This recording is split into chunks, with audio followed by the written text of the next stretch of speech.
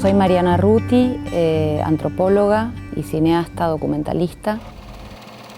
Hacer El Padre fue un poco el final de un proceso personal que yo fui construyendo a lo largo de algunos años. Durante toda la vida durante la infancia y la adolescencia y la juventud y siempre, la muerte de mi papá había sido un accidente ferroviario. Esa era la frase con la que se explicaba su muerte y en realidad había muy poca textura en esa frase. Cuando yo intentaba saber un poquito más acerca de qué era lo que había pasado con ese accidente. Las versiones eran contradictorias, no se explicaban del todo, no se sabía muy bien qué era lo que había sucedido. Y en realidad a mis 17 años, un día en Montehermoso, que es el lugar como central del rodaje del Padre, el hijo de un amigo de mi papá, hablando de la muerte de mi padre, me dijo, pero no, acá en Montehermoso nadie habla de un accidente, sino que acá dicen que a tu papá lo mataron. Y a lo largo de la vida me costó mucho hacer frente, digamos, a esa historia, porque eso significaba enfrentar, bueno, un poco toda la lógica familiar y del entorno social en términos de lo que se había dicho y no se había dicho de aquella escena de la muerte de mi papá. La búsqueda me hizo encontrar con una dimensión de un padre muy comprometido con la lucha gremial.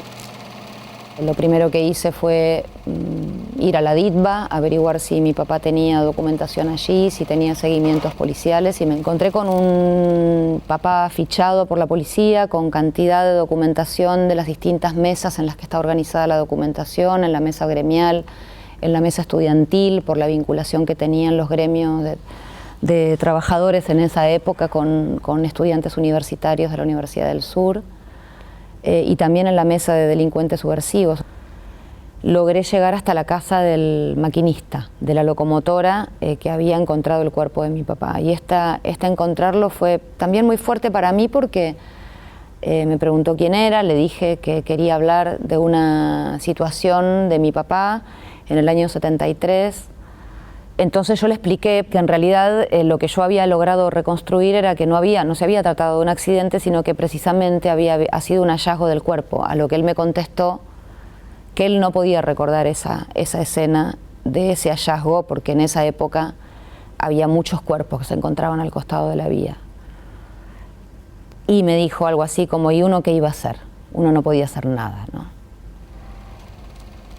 La muerte de mi papá, creo que con todos los agujeros que aún tengo, se inscribe en el marco de un proceso represivo de la construcción del terrorismo de Estado, que es obviamente anterior al 24 de marzo del 76. Cuando yo empecé a pensar un poco el foco que la película iba a tener, pensaba en esto de los silencios de las familias.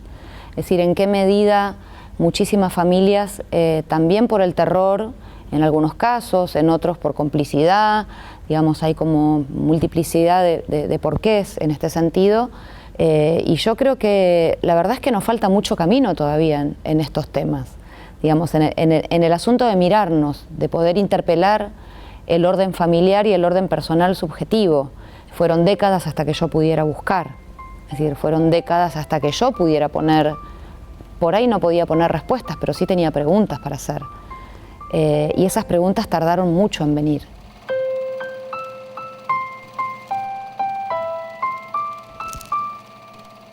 Hacer esta película me devolvió un padre, ¿no? Que yo no tenía.